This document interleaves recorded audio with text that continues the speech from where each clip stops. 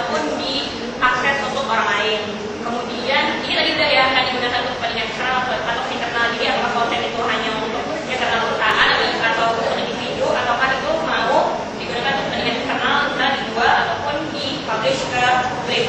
Terus kemudian berapa lama konten tersebut akan diarsipkan, maksudnya seberapa lama sih si bahan-bahan yang akan kita masukkan di dalam arsip ini akan tetap tersedia dalam arsip. Kalau seandainya konten tersebut tuh hanya butuh, saya cuma butuh konten ini masuk dalam arsip selama seminggu, berarti setelah seminggu konten itu bisa dihapus atau nggak dipakai lagi.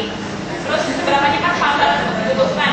Ini tuh lebih ke misalnya kita adalah perusahaan penerbitan elektronik, kita butuh file-file dalam arsip ini butuh untuk deadline buku yang akan diterbitkan seminggu lagi. Itu tuh berarti penggunaan tugasnya harus lebih diprioritaskan dibanding sama file-file yang kira-kira ini tuh masih penggunaannya masih agak lama. Kemudian konten yang akan jadi apa saat tidak lagi komersil, maksudnya misalnya tadinya kita memiliki data ataupun bahan-bahan yang sebenarnya bahan-bahan itu diarsipkan untuk tujuan komersil, misalnya untuk dipublikasikan atau dicetak lagi. Nah, misalnya setelah buku itu tidak lagi laku di pasaran, kita akan menggunakan konten itu untuk apa? Apakah mau disimpan atau mau dihapus atau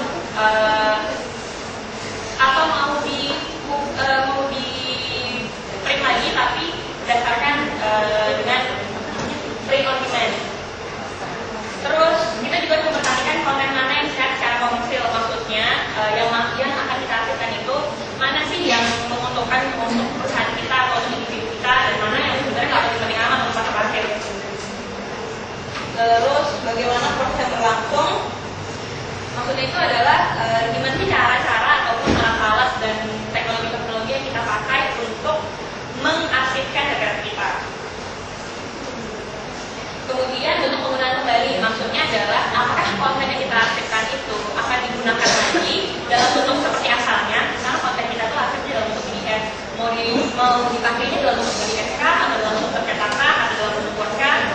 Terus kemudian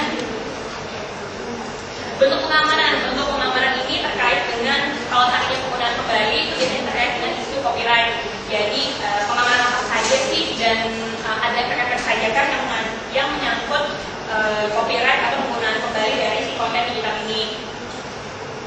Terus